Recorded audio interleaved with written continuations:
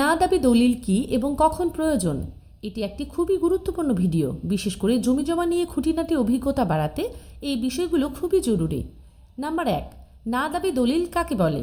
না দাবি দলিল হচ্ছে কোনো সম্পত্তি বা ব্যক্তির উপর যখন কোনো প্রকার দাবি দেওয়া থাকে না, সেইরূপ ক্ষেত্রে দলিলের আকারে উক্ত দাবি দেওয়া না থাকার কথা লিখতে হয়, তা না দাবি দলিল রূপে লিখতে হয়।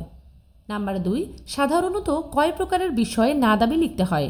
2 প্রকার বিষয় সম্পর্কে সাধারণত না দাবি লিখতে হয়। ক, বন্ধকনামার দাবি ত্যাগ। না দাবি দলিল মূলে কয়েক প্রকার বন্ধকনামার দাবি ত্যাগ করা হয়।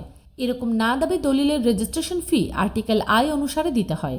খ, অন্যান্য প্রকার দাবি ত্যাগ বা দবিপত্র। এই প্রকার না দাবি দলিল মূলে কোনো সম্পত্তিতে বা কোনো ব্যক্তির উপর যে কোনো প্রকার দাবি দেওয়া নেই লিখিত থাকে। এরকম ক্ষেত্রে রেজিস্ট্রেশন ফি আর্টিকেল A অনুসারে দিতে হয়।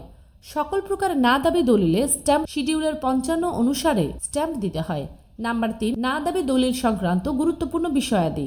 সম্পত্তির সত্ত্ব হস্তান্তর হয় না। যে সম্পত্তির দান, বিক্রয়, ওয়ারিশি পত্তন বা রেকর্ডীয় মালিক হিসেবে প্রাপ্ত ওই সম্পত্তির ওপর কোনো ব্যক্তি না দাবি দলিলের দ্বারা ওই দান গ্রহীতা, ক্রেতা, ওয়ারিশ বা মালিকের স্বত্ব বিনষ্ট হবে না। না দাবি দলিলের দ্বারা সম্পত্তির স্বত্ব হস্তান্তর হয় না।